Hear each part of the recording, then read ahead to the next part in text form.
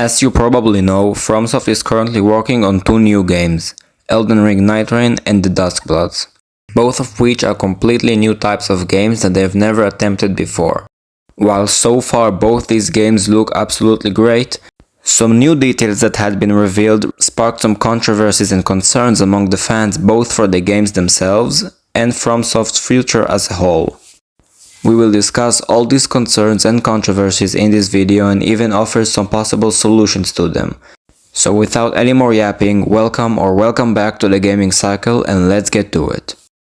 First of all, I'm all in for Fromsoft experimenting with new games and ideas. But as I already said, some recent news about these new games sparked some controversies and uncertainties among the fans that lead to the question, is Fromsoft heading in a new direction with those games?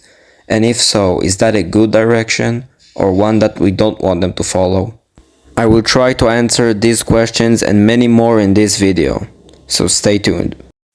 Oh, and one more thing, this video will be divided into two parts, one discussing the Duskbloods news, theories and controversies, and the other discussing Elden Ring Nightreign's news and controversies. Starting from the Duskbloods, there are four things to talk about. 1. The elephant in the room. What is this game? Phrases like Bloodborne 2 are running all over the internet. But let me tell you right now, this is not Bloodborne 2. And I'll explain. From an interview with the designer of the game, who also designed the Souls games, Hidetaka Miyazaki, we learned that this game is about a group called the Bloodsworn that consists of vampire-like characters who achieved superhuman abilities through the power of a special blood. These characters will serve as the playable characters, yeah, that's right, not playable character, playable characters, that the player will be able to choose from and customize to a certain degree. But they will not be portrayed as horrifying vampire monsters like you might expect. Instead, says Miyazaki, we try to extract the romantic aspects we found in things like blood and vampires. Because, of course, yes, it's Miyazaki. What did you expect? Anyway, that's already one big difference from Bloodborne. But this isn't even the main difference. The main difference is also something that leads me to the second thing I wanted to talk about in this video about the Duskbloods, which is, and hold tightly to your seat, that this game is a Fromsoft PvPvE game.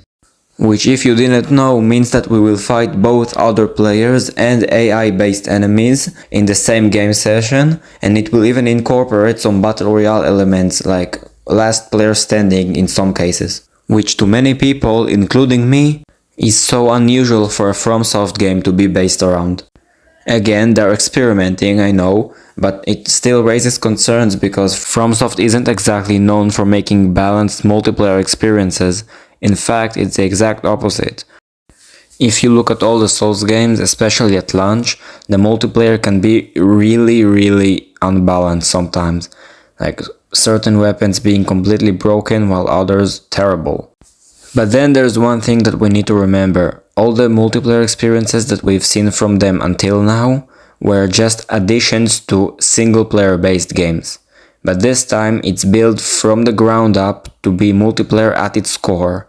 Plus it's developed by Miyazaki himself, and we all know that he knows how to make masterpieces. So you can have hope on that front at least. But none of this matters at all unless you are willing to buy a very specific item. An item that leads me to the third thing I wanted to say about the Duskbloods in this video, which is the Switch 2. Because of the fact that at least on release this game will be a Switch 2 exclusive. That alone will be enough to drastically limit the player base, at least compared to other Fromsoft games, considering the Switch 2 will cost around $450. And that's without taking into account that, just like PlayStation and Xbox, the Switch 2 also has its own subscription that you gotta pay in order to access the multiplayer. Speaking of prices and payments, some games on the Switch 2, like Mario Kart World, will cost a whopping $80 for the digital version and $90 for the physical version. First of all, that's absolutely insane and I hope it doesn't carry on to other platforms. And second, that begs the question, which is also the next and final topic about the Duskbloods that I wanted to talk about in this video, which is it going to have the $80 price tag? The answer is maybe. We don't know that yet, but I do have an estimation for you. Considering Nightreign, which we will talk about in a few moments, a relatively similar game also developed by Fromsoft costs $40.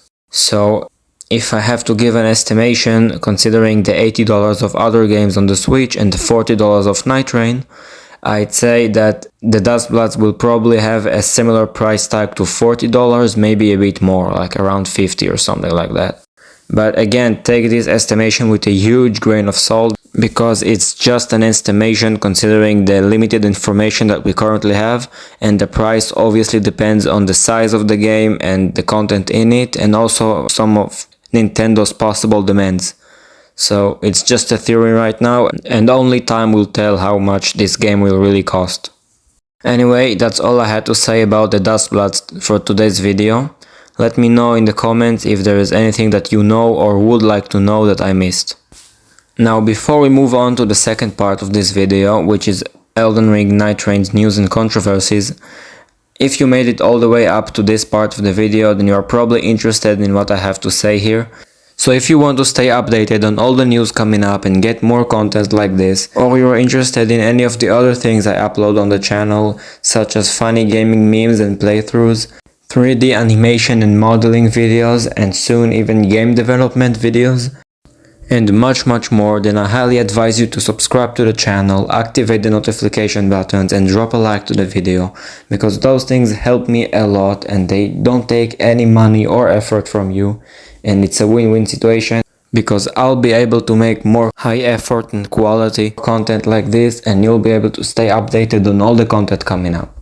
So please go down there for a moment, like the video, subscribe to the channel, and activate the bell real quick.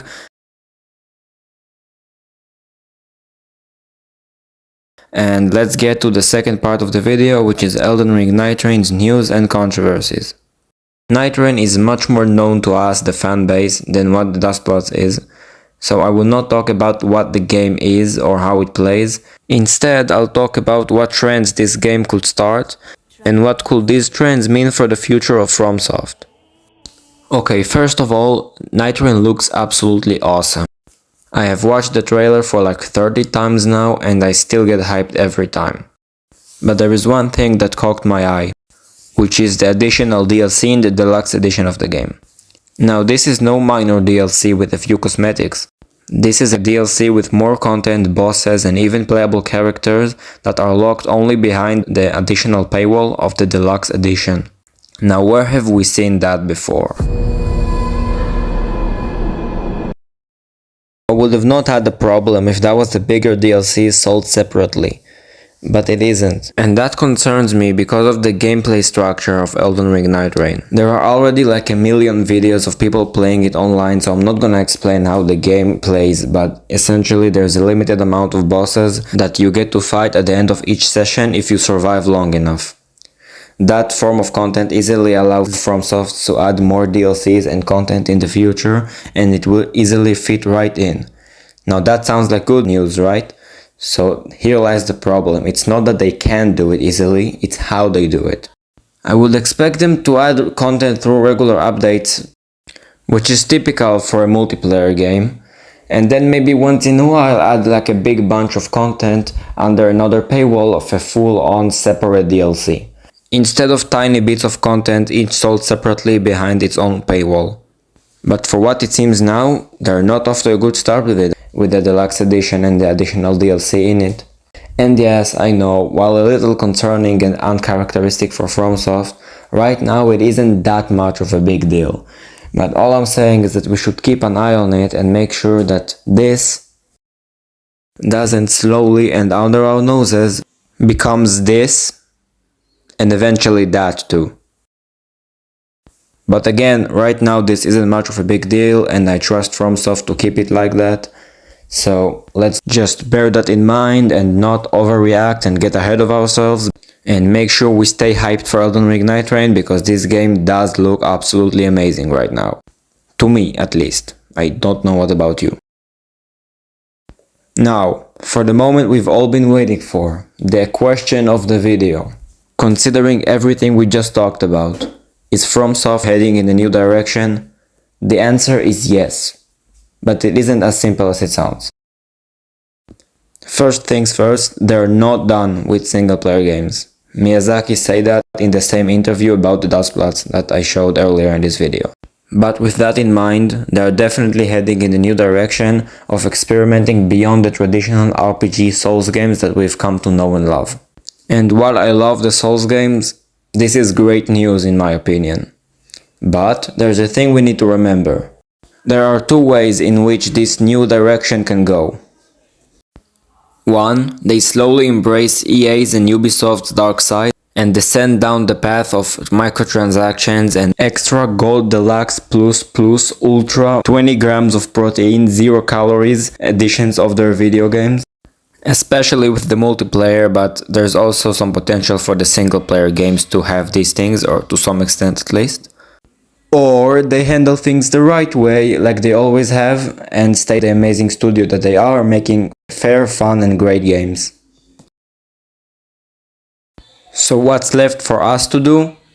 Not much other than observe the situation closely and make sure that they stay on the right path and don't stray away from it, and hope that they choose the right way to handle things, because I truly believe they will, and that out of their experimenting we'll get great games as usual that will show all the greedy studios out there that you can make lots of money by making great, fun, balanced and fair games like the Fromsoft we all know and love. And yes, here we are, that's all I have for you for this video. And wait, before you go, this is the first time I make a video like this one, and wow, that takes a lot of effort. So I really hope you enjoyed it, and if you did, please don't forget to go down there and absolutely bomb those like, subscribe and notification buttons so I can make more of these videos and you can stay updated on all the content coming up. Thank you for watching, and I'll see you next time.